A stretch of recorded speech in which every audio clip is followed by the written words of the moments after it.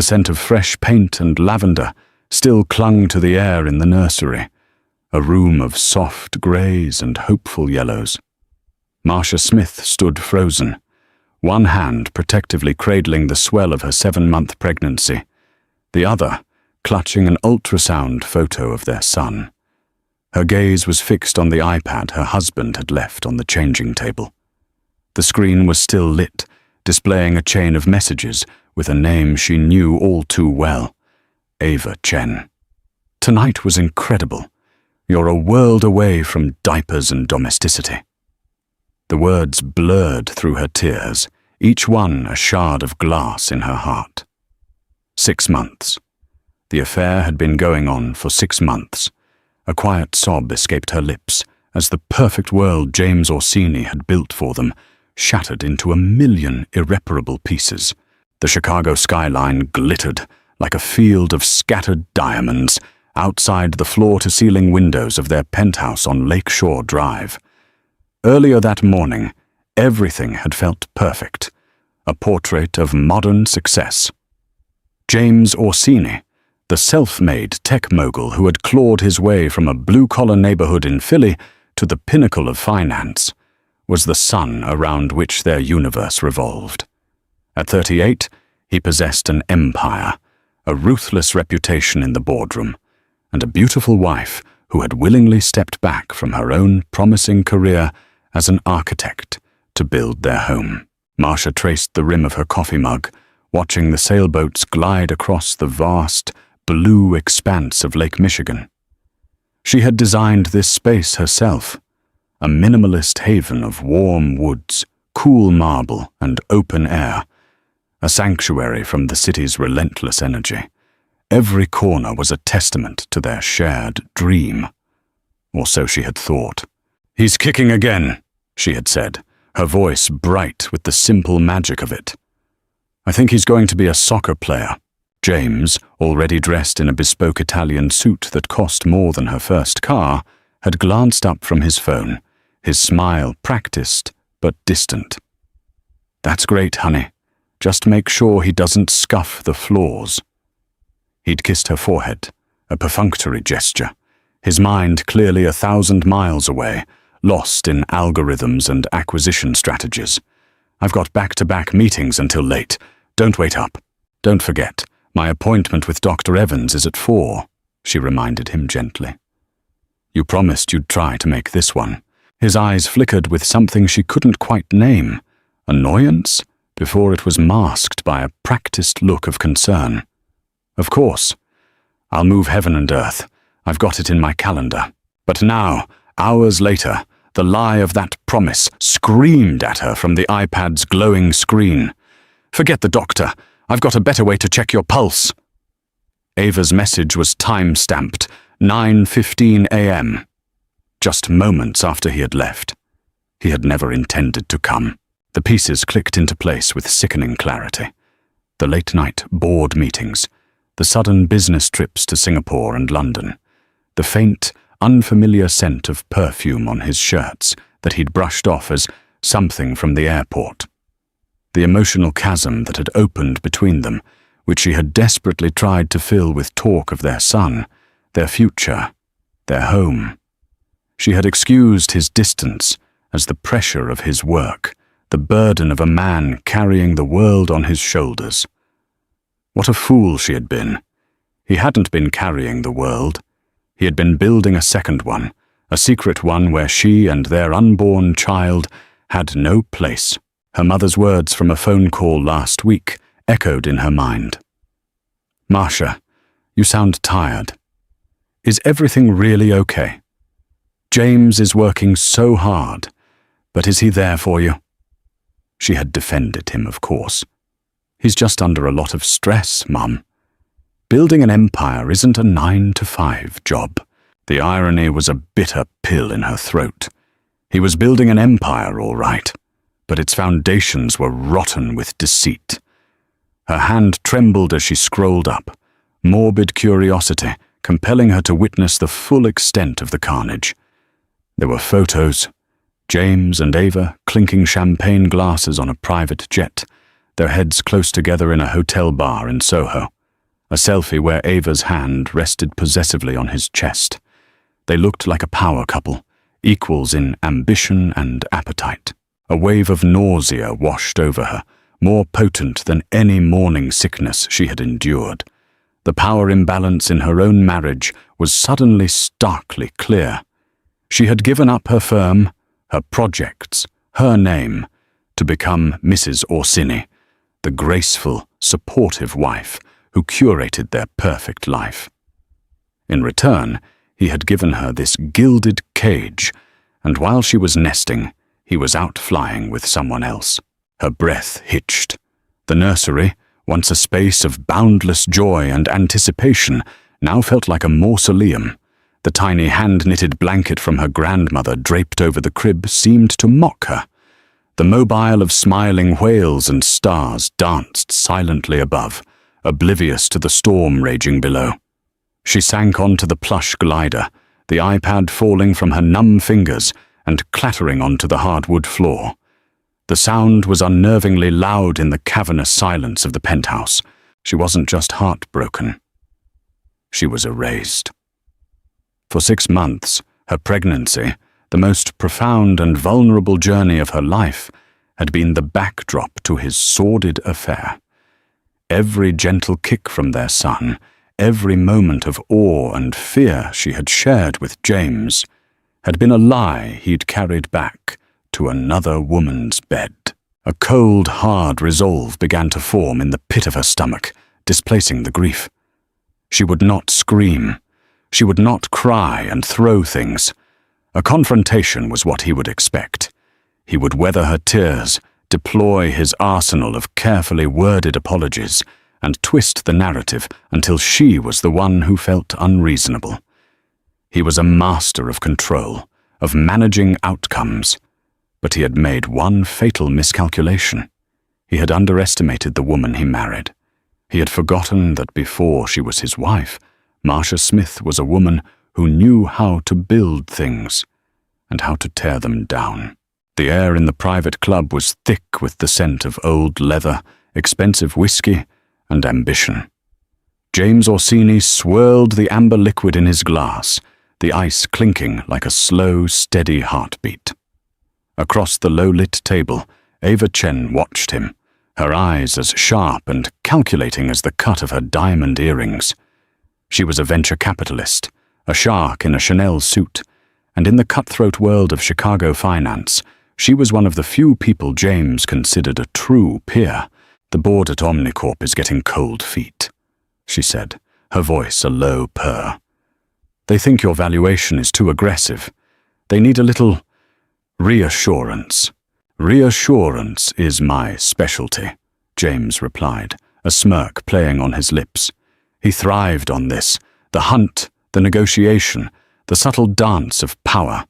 It was clean, logical, a world of winners and losers, a world he understood. It was a world away from the one waiting for him at home. Lately, home had started to feel like an alien planet. It was a world of sonograms, color swatches for the nursery, and conversations about birthing plans. Marcia, once his partner in witty debates about politics and art, now spoke a language he couldn't comprehend. She spoke of trimesters and cravings, and a deep, visceral joy that felt utterly foreign to him. He loved her, of course he did.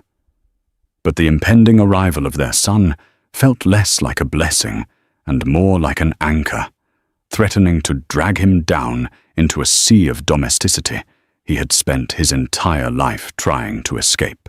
His phone vibrated on the table. Marcia Smith. He let it go to voicemail. Ava raised a perfectly sculpted eyebrow. "Everything all right on the home front?" "Everything's perfect," he said, the lie tasting like ash. He pushed the thought of the doctor's appointment from his mind. It was just a checkup. Marcia was strong, capable. She didn't need him there. What she needed was for him to close this Omnicorp deal, to secure their future, to keep the gilded cage intact. It was the logic he used to justify everything.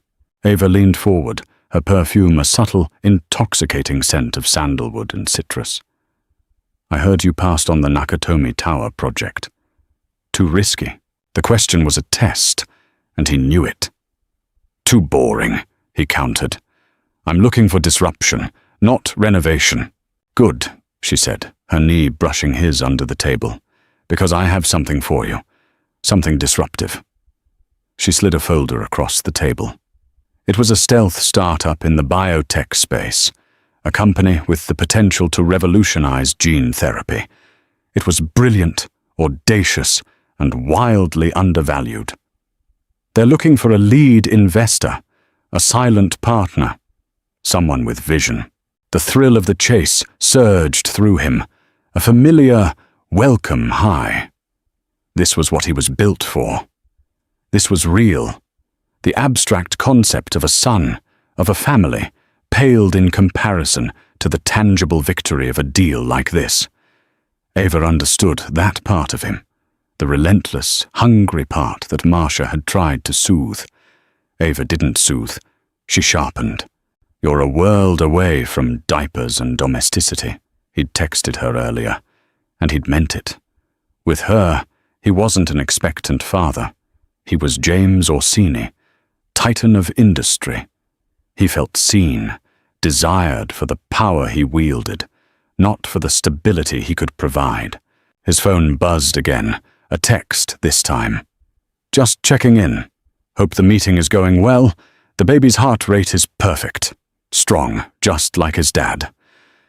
Love you. A wave of guilt, sharp and unwelcome, pierced through the adrenaline. He quickly typed back.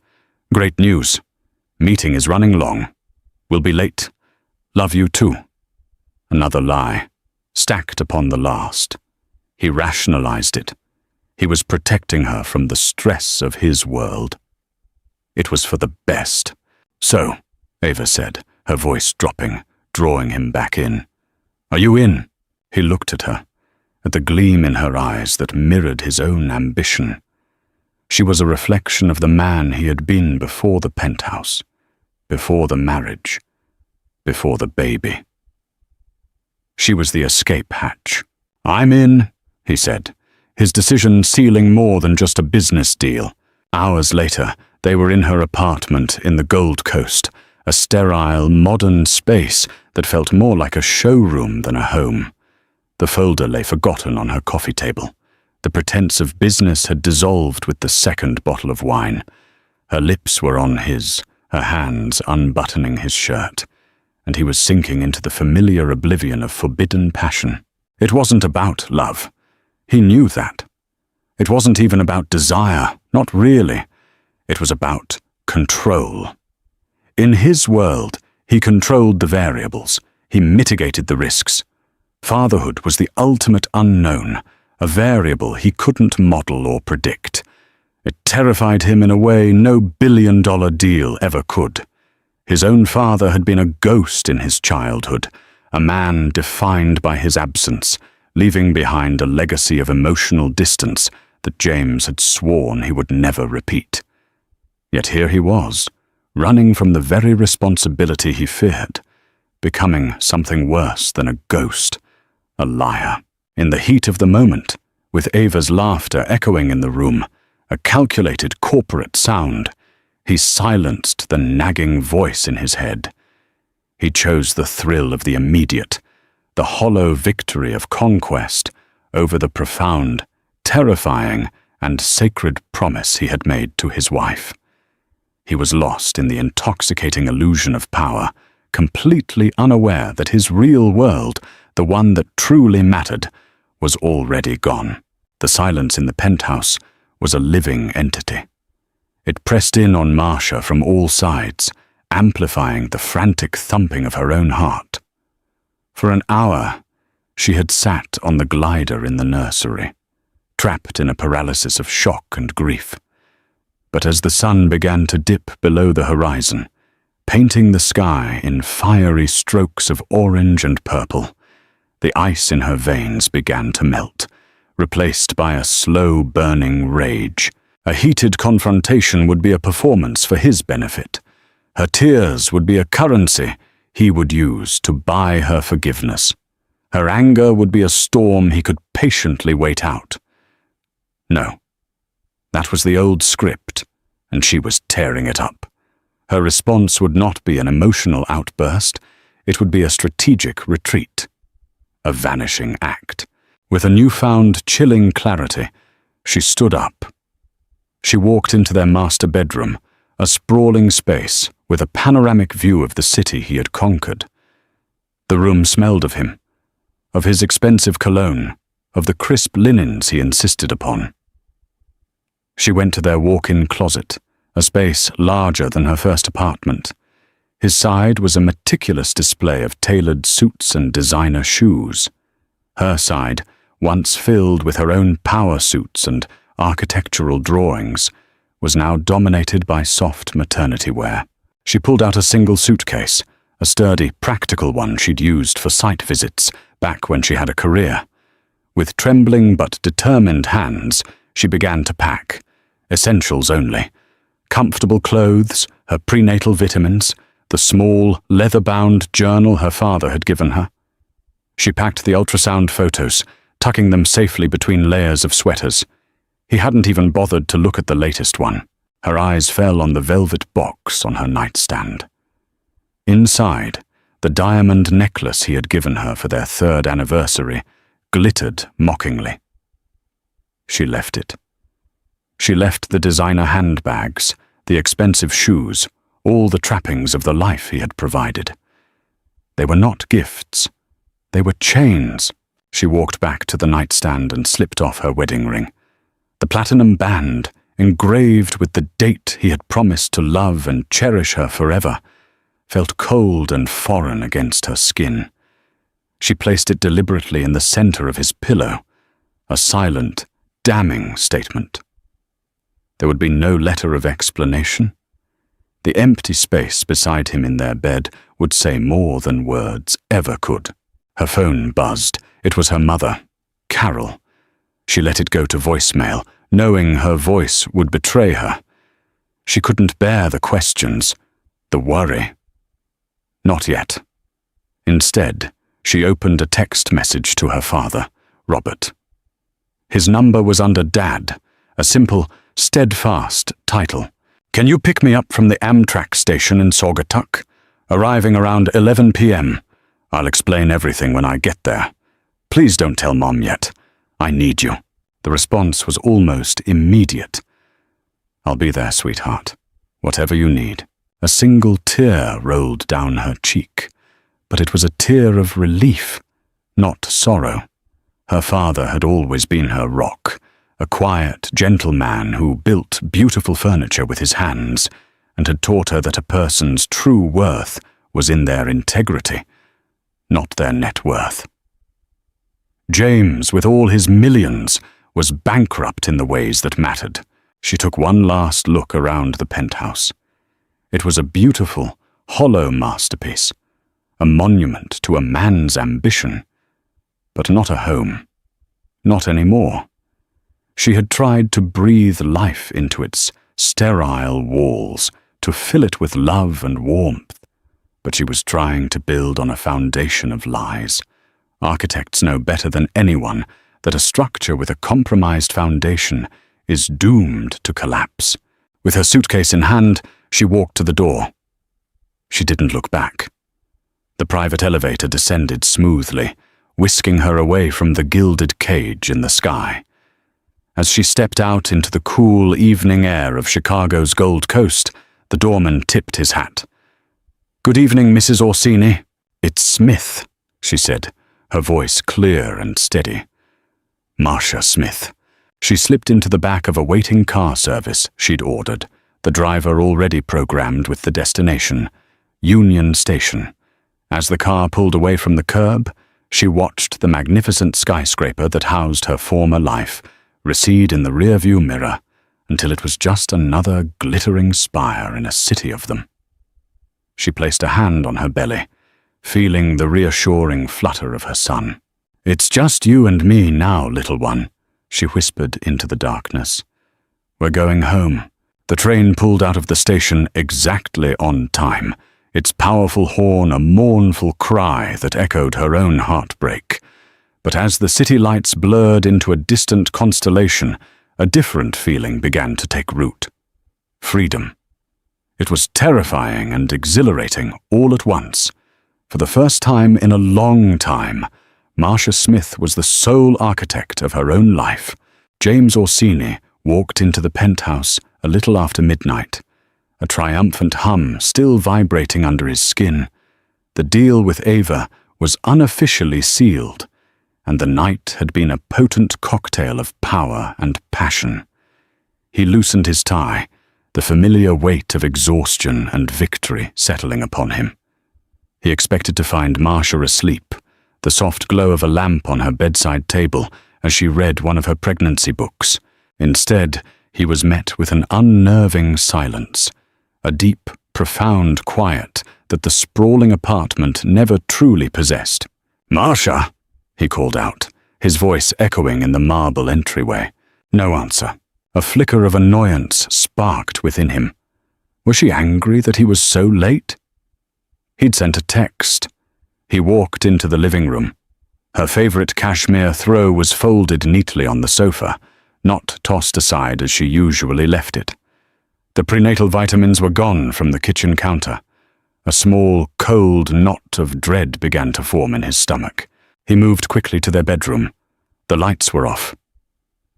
"Honey, are you asleep?" he asked, his voice softer now. He flipped the switch and the room flooded with light. The bed was empty, the sheets on her side perfectly smooth, as if she had never been there at all. And then he saw it. Sitting in the center of his pristine white pillow was her wedding ring. The sight stole the air from his lungs. The platinum band glinted under the recessed lighting, a small silver indictment. It wasn't a tantrum. It wasn't a cry for attention. It was a declaration.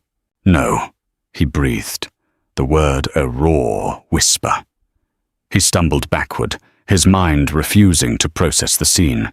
This wasn't possible. This wasn't part of the plan. Panic, cold and sharp, seized him. He grabbed his phone, his fingers fumbling as he dialed her number. It went straight to voicemail. "Hi, you've reached Marcia. Please leave a message." Her cheerful, recorded voice was a cruel mockery. He tried again, and again. Straight to voicemail every time. He called her mother's house in Michigan. No answer. Her friends in the city, one by one. Each call ended the same way. Confusion, concern, and no answers. His heart hammered against his ribs as he raced through the apartment like a madman. He threw open the doors to her closet. A cavernous gap stared back at him.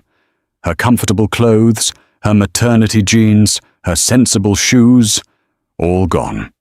The suitcase she favored was missing. But the expensive gowns, the designer heels, the jewelry he'd lavished upon her remained, hanging like ghosts of the woman he thought he owned. The reality of the situation crashed down on him with the force of a physical blow. She hadn't just left for the night. She had vanished. She had meticulously excised herself from his life, taking only what was truly hers and leaving behind the hollow shell of their marriage. He sank onto the edge of their bed, his head in his hands. The silence he had craved, the escape from domesticity he had sought in Ava's arms, was now a suffocating presence. The penthouse, his throne in the sky, felt like a tomb. Every object in the room screamed her absence. The book on her nightstand, the scent of her lotion lingering in the air, the soft indentation on her side of the sofa. His mind replayed their last conversation, her gentle reminder about the doctor's appointment, his casual, dismissive promise, the loving text message he had ignored. He had been so consumed by his own desires, his own fears, that he hadn't seen the fracture lines spreading right beneath his feet. He had treated her love as a given, a stable asset in his portfolio of success, while he gambled it away on risky ventures. He thought of his son. Their son. a baby he had never felt kick, whose heartbeat he had only heard about second-hand. Marcia was 7 months pregnant, carrying his child, and she was out there somewhere, alone. The thought was a shard of ice in his gut. What had he done? His phone buzzed. A message from Ava. Still thinking about tonight. You're a king, James. He stared at her name, and for the first time, the sight of it filled him with a profound revulsion. King? He was a king of nothing. He had been sitting on an empty throne in a fool's paradise. He picked up Marcia's ring, its weight insignificant in his palm, yet heavier than anything he had ever held. It was the symbol of a promise he hadn't just broken, but had pulverized. As the city lights pulsed on, indifferent to the unraveling of his world, James Orsini faced the horrifying truth. In his relentless pursuit of everything he thought he wanted, power, freedom, control, he had lost the only thing that had ever truly mattered. And he had no one to blame but himself. The fresh, clean scent of Lake Michigan, so different from the polluted air of Chicago, filled Marcia's lungs. Saugatuck, Michigan, welcomed her not with open arms, but with a quiet, steady embrace. Her childhood home, a sturdy craftsman her father had built himself, nestled among towering maple trees, stood as a fortress against the chaos she had fled. Her father, Robert Smith, had been waiting at the train station as promised. He hadn't bombarded her with questions. He simply took her suitcase, wrapped her in a fierce, protective hug that smelled of sawdust and integrity, and whispered, "You're home now. You're safe." 2 weeks had passed, in a gentle blur of healing. Her mother, Carol, a woman with a will of iron disguised by a gardener's gentle hands, had transformed Marcia's old bedroom into a serene sanctuary. She had cried, of course, when Marcia finally told her everything, but her tears quickly gave way to a quiet fury directed squarely at James. Since that day, Carol had become her daughter's shield. "He's called again," Carol said one morning, her tone carefully neutral as she placed a plate of scrambled eggs in front of Marcia. "5th time this morning. His parents have called twice as well. The Orsinis are in a full-blown panic." Marcia focused on buttering her toast, her hand not quite steady. "What did you tell them?" "The truth," Carol said, sitting down opposite her. "That you are safe. The baby is safe, and that you are not ready to speak with anyone. I told his mother that when her son learns the meaning of respect, her daughter-in-law might reconsider. I believe that's the last we'll hear from her for a while." A small, watery smile touched Marcia's lips. Her mother was a warrior. But the reprieve felt temporary. The world James inhabited, a world of lawyers and relentless pressure, would not be held at bay forever. "Sweetheart," Robert said, entering the kitchen with the morning paper. He placed a gentle hand on Marcia's shoulder. "We'll protect you for as long as you need. But you need to start thinking about what comes next. For you, and for this little guy." He nodded toward her belly. He was right. Hiding in her parents' home wasn't a long-term solution. She was an architect, a planner. She needed a blueprint for her new life. That afternoon, while her mother was at her book club, Marcia sat at her father's heavy oak desk and opened her laptop for the first time since she'd left Chicago. Her personal email was an avalanche of frantic messages from James. "Marcia, please, just tell me you're safe. I was a fool. I'll do anything. I'm so sorry. I can't live without you." The words were hollow, predictable.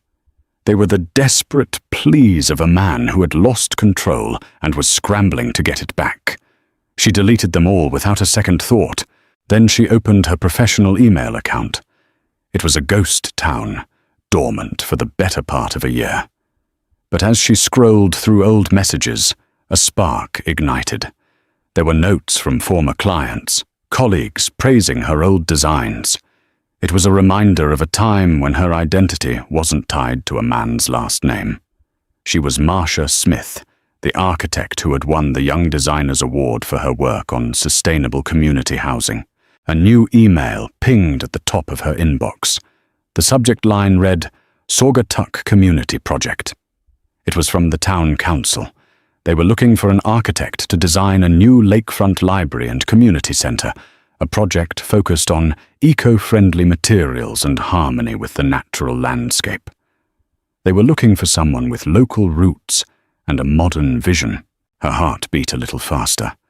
It wasn't a skyscraper in a major metropolis, but it was real. It was meaningful.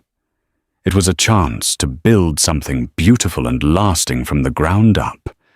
It was a chance to rebuild herself. That evening, a sleek black car she didn't recognize pulled into the driveway. Her stomach clenched. James. He had found her. Her father met him on the porch before he could even ring the bell. Through the screen door, Marcia watched the confrontation. James looked terrible. He was gaunt, his expensive suit rumpled, dark circles under his eyes. He looked like a man who hadn't slept in weeks. "She's not ready to see you, James," Robert said, his voice low but unyielding. He stood with his arms crossed, a simple carpenter blocking the path of a millionaire. "Robert, please," James's voice cracked. "I just need to know she's okay. I need to see her. She's safe. The baby is safe. That's all you need to know right now," Robert replied. "You had your chance to be there for her, and you chose to be somewhere else. Actions have consequences. Showing up here unannounced isn't going to fix anything. It's just another selfish act. Go home. Respect her space. It's the only currency you have left." James stood there for a long moment, defeated.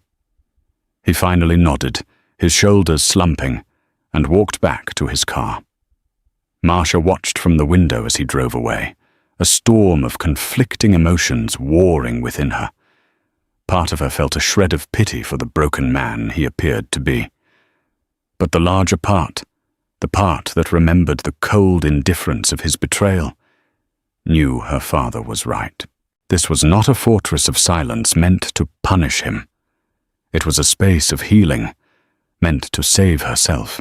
James's world, once a finely tuned machine of his own making, was now a chaotic mess of malfunctioning parts. His corner office, with its commanding view of the city, felt like a prison.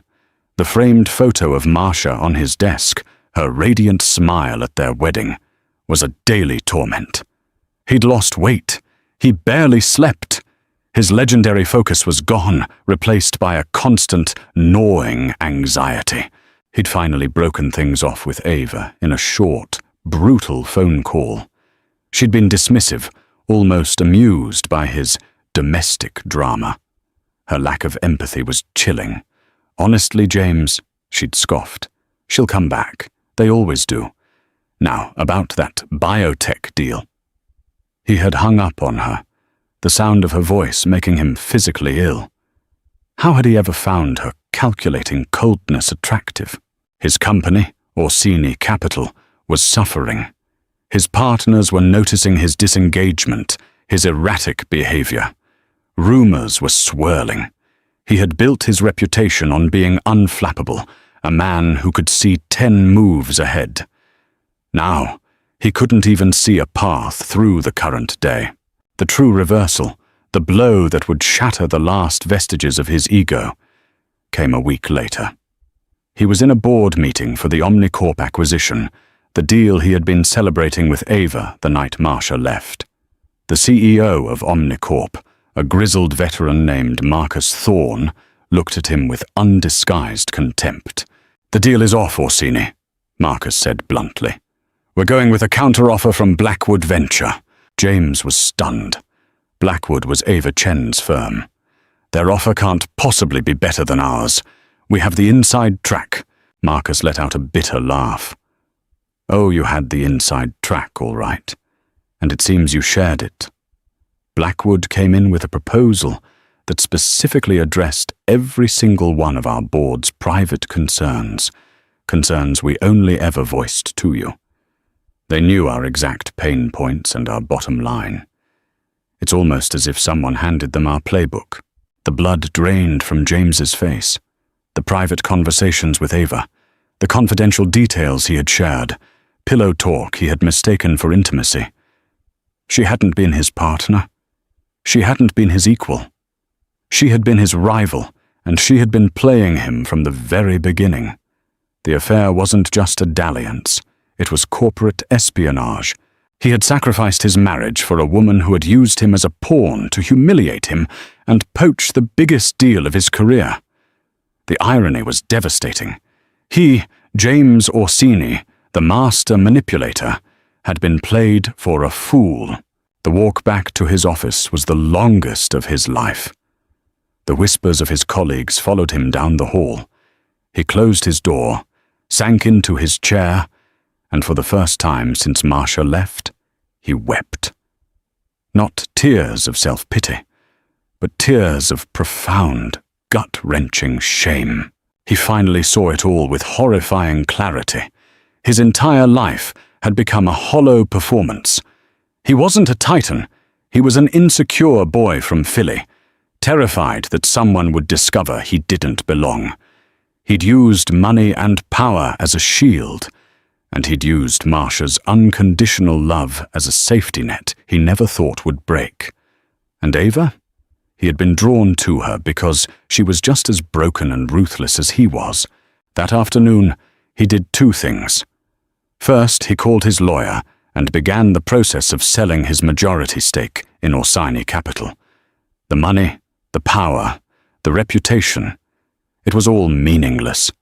A currency that couldn't buy back his soul. Second, he found the number for a therapist, a highly recommended psychiatrist specializing in narcissistic personality traits and trauma. The irony wasn't lost on him. He made an appointment for the next day. He was at rock bottom, stripped of his professional pride and his personal life. It was a terrifying place to be. But in the rubble of his imploded world, for the first time, he felt a flicker of something real. The humbling, painful, and necessary process of tearing himself down had begun. He had to understand why. Why had he sabotaged the only good thing in his life? The answer, he knew, was buried deep within him, in a past he had tried to outrun. The therapy sessions would be an excavation, and he was terrified of what he might find. But he knew, with a certainty that chilled him to the bone, that it was his only way back, not to Marcia, but to himself. The next 3 months were a brutal education in humility. James traded his Chicago penthouse for a sterile corporate apartment in the suburbs. His days were no longer filled with high-stakes meetings, but with long, grueling therapy sessions with a no-nonsense woman named Dr. Miller. She peeled back the layers of his carefully constructed persona with surgical precision. They talked about his father, the man who provided for his family financially, but was an emotional void, who taught James that a man's worth was measured by his paycheck, not his presence. James came to understand that his affair with Ava wasn't about sex or passion. It was a desperate flight from intimacy and responsibility. He had been terrified of becoming a father because he had no blueprint for being a good one. So, he had subconsciously sabotaged his own happiness, recreating the emotional distance of his childhood under the guise of ambition. It was a painful, ugly truth to confront. He made no attempt to contact Marcia directly, respecting the boundary her father had set. He learned through a mutual acquaintance that she had taken on a local architecture project. The news brought a pang of both pride and sorrow. She was rebuilding her life without him, as she should. One crisp autumn evening, as he was staring out his apartment window at a world that no longer felt like his phone rang. The caller ID read, Robert Smith. James's heart leapt into his throat. he answered, his voice unsteady. "Hello? James, it's Robert." The older man's voice was gruff, devoid of warmth, but also of the sharp anger from their last encounter. "Marcia doesn't know I'm calling, and Carol would have my head if she knew. But I see my daughter every day. She's strong, but she's carrying more than just a baby. She's carrying the weight of this whole mess." James listened, holding his breath. "I've been a husband for 40 years, Robert continued. "Marriage isn't about perfection, it's about repair. But you can't repair something with empty apologies. She's seen men like you before, men who say they're sorry when they get caught. What she hasn't seen is what you're doing to change the man you are." "I'm in therapy," James said quietly. "I sold my company. I'm trying." There was a long pause. "Good," Robert said, the single word carrying a surprising weight. "Then write her a letter. Not an email. A real letter. Don't fill it with excuses or promises. Tell her what you've learned about yourself. Tell her the truth about your fears. She needs to hear it. Not for you. For her. So she can close this chapter, one way or another, before the baby comes." The line went dead. Robert's call was not an olive branch. It was a challenge, a chance to prove he was capable of one truly honest act. That night, James sat at a simple desk with a pen and paper. He wrote and rewrote, crumpling sheet after sheet. Finally, near dawn, the words came. He wrote not of his love for her, but of his failure to love himself. He wrote about his father, his fear, and the profound emptiness that had driven him to betray the one person who saw the good in him. "I'm not writing to ask for your forgiveness," he concluded. "I know I don't deserve it. I'm writing because I finally understand what I broke. Not just our marriage, but my own integrity. Our son deserves a father who is fighting to be better, and I promise you I am fighting. I will wait, and I will continue to do the work, for as long as it takes." He sealed the letter and sent it via overnight courier, with no expectation of a reply. 2 days later, his phone rang in the middle of the night. It was an unknown number from a Michigan area code. He answered immediately. "James?" It was Carol, Marcia's mother. Her voice was strained, urgent. "It's Marcia. She's in labor. Her water broke an hour ago." James's world tilted on its axis. "Is she okay? Is the baby okay?" "Things are moving fast. She read your letter this morning." There was a pause, and James could hear the conflict in Carol's voice. "This is her decision, not mine. She said, if you want to be there for your son's birth, you have 3 hours to get to Saugatuck General. Don't you dare make her regret this." He was out the door before she finished the sentence, car keys in hand. The letter forgotten on his desk, the therapy sessions, the months of painful self-reflection. It had all been leading to this single moment. This wasn't about a second chance for his marriage. It was about his first and only chance to show up as a father. As he sped through the dark, empty highways, every mile brought him closer to a reckoning and the terrifying, hopeful beginning of a new life. The fluorescent lights of Saugatuck General Hospital felt harsh and sterile after the darkness of the highway. James burst through the emergency room doors, his coat still damp with the cool night air, his heart pounding a frantic rhythm against his ribs. The 3-hour drive had passed in a 2-hour blur of adrenaline and prayer. "I'm here for Marcia Smith," he said to the nurse at the reception desk, his voice breathless. "I'm the father." The nurse gave him a long, appraising look before nodding toward the elevators. "3rd floor, maternity. They're waiting for you." The elevator ride felt like an eternity. What if he was too late? What if she had changed her mind? The doors opened to reveal Robert, his face etched with a mixture of exhaustion and apprehension.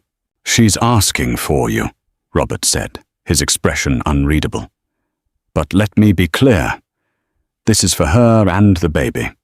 The moment you cause her any distress, you're out. Understood?" "Completely," James said, his voice raw. He pushed open the door to room 304, and the world slowed down. Marcia was propped up against a mountain of pillows, her face flushed and beaded with sweat, her beautiful features tight with pain. But she was magnificent. A warrior. Carol was beside her, wiping her brow with a cool cloth. Both women looked up as he entered, and the air crackled with the weight of unspoken history. "You came," Marcia whispered, her voice hoarse. "I wouldn't be anywhere else," he said, staying near the door, terrified of crossing an invisible boundary. Another contraction racked her body, and a pained gasp escaped her lips. Instinct took over. He moved to her other side, opposite her mother. Marcia's hand shot out and gripped his with a strength that surprised him. The simple, desperate touch after months of separation was an anchor in the storm. He held on, letting her squeeze as hard as she needed, channeling every ounce of his regret and hope into that simple connection. As the contraction subsided, her eyes met his, and for the first time, she truly saw him.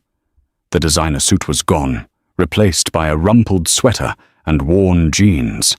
The confident swagger of the millionaire had been replaced by the haunted, humbled look of a penitent. "Your letter," she breathed. "Mom brought it. I read it." "It doesn't matter now," he said, his thumb stroking the back of her hand. "Nothing matters but this. Right here." A quiet understanding passed between her parents.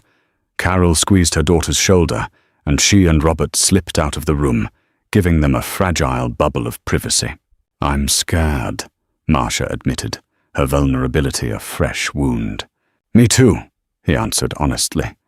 "But you're the strongest person I know. You've already proven that."